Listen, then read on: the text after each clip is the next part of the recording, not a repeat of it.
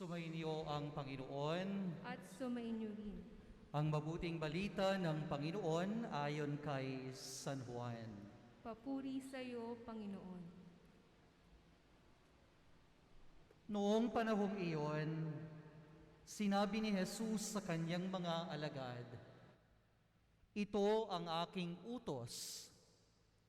Mag-ibigan kayo gaya ng pag-ibig ko sa inyo. Walang pag-ibig na hihigit pa sa pag-ibig ng isang taong nag-aalay ng kanyang buhay para sa kanyang kaibigan. Kayo'y mga kaibigan ko kung tinutupad ninyo ang mga utos ko.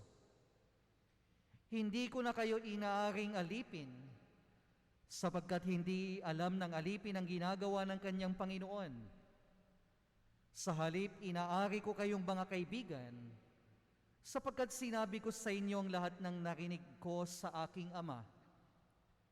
Hindi kayong pumili sa akin, ako ang pumili at humirang sa inyo, upang kayo'y humayo at mamunga, at manatili ang inyong bunga. Sa gayon, ang anumang hingin ninyo sa Ama sa aking pangalan, ay pagkakaloob sa inyo. Ito ang iniuutos ko sa inyo.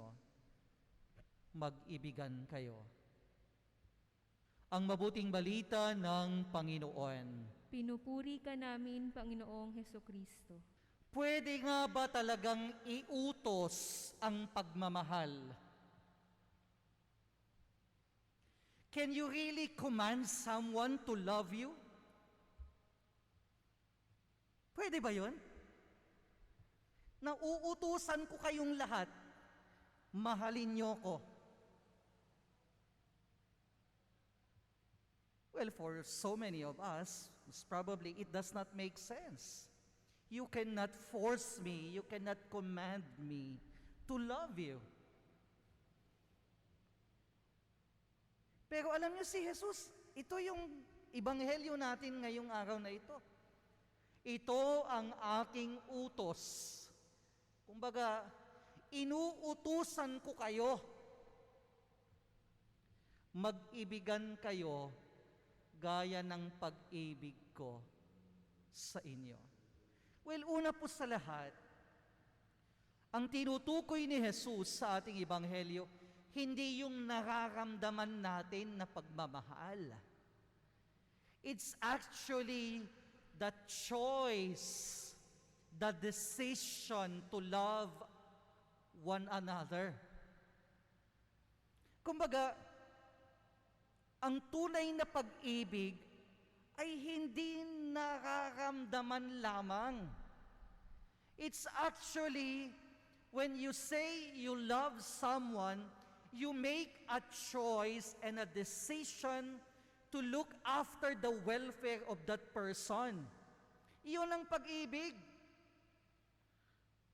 Ang pagkakaalam kasi natin sa pagmamahal, yung kinikilig tayo.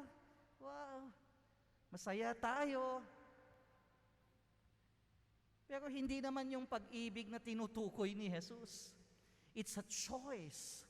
To love is a choice.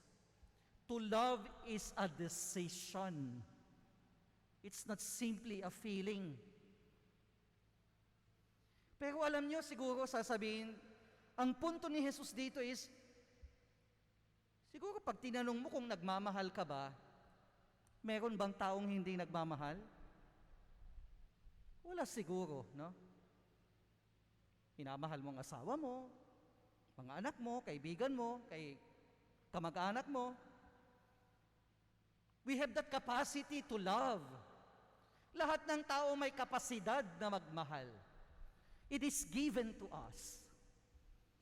Pero alam nyo, sa Ebanghelyo, hindi po question kung nagmamahal ka o hindi. Ang question dito, kaya mo bang magmahal katulad ng pagmamahal ni Jesus? Kaya nga sabi niya, magmahalan kayo, mag-ibigan kayo, gaya ng pagmamahal ko sa inyo. It's not simply loving one another. It's not simply loving other people. but it is loving one another just as Jesus loves us. At yun ang pinakamahirap gawin. Madali pong magmahal ng ibang tao. Pero magmahal katulad ng pagmamahal ni Jesus, napakahirap gawin. Kaya at the end of the day, ito yung tatanungin sa atin, sarili. Do you love other people the way Jesus loves them? Kayo pong mag-asawa na nandito, o kung kayong may mga asawa dito, minamahal nyo ba yung asawa nyo? Siyempre naman. Napaka simple namang katanungan yan, no? Pero kung tatanungin ko kayo, mahal nyo ba ang asawa ninyo katulad ng pagmamahal ni Jesus sa kanila? Iyon ang tanong. O yung mga magulang na nandito, hindi ko po tinatanong kung mahal ninyo ang mga anak nyo, dahil natural po yun. Pero kung tatanungin kayo, yung mga magulang, yung pagmamahal ninyo sa mga anak nyo, kagaya ba ng pagmamahal ni Jesus sa kanila? Or tayo na lang po na nandito, na nagsisimba. Nagmamahalan ba tayo bilang isang komunidad? Yes! Pero yung pagmamahal ba natin, katulad ng pagmamahal ni Jesus sa bawat isa sa atin? Yun ang tanong. Dahil ang problema kasi sa pagmamahal, I love you and I dictate the way I love you. Kumbaga, tayo kasi ang nagseset ng standard kung paano natin mahalin ang isa't isa. Kaya nga hindi mo ako pwedeng pwersahin na mahalin ka ayon sa gusto mo, hindi ba? Mamahalin ko kayo sa paraang gusto ko. Pero sinasabi ni Jesus, hindi. Hindi sa paraang gusto mo, kundi sa paraan ni Jesus. Dahil yan ang batayan ng tunay na pagmamahal.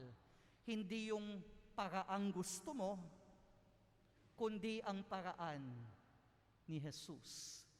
Lagi niyong tatandaan, ang uutos ni Jesus, hindi niya po sinabi, ito ang aking utos, magmahalan kayo, bahala na kayo kung paano. Hindi. Ang utos niya napakalinaw, magmahalan kayo gaya ng pagmamahal ko sa inyo. Si Jesus ang nag-set ng example kung paano ang pag-iibigan nating lahat.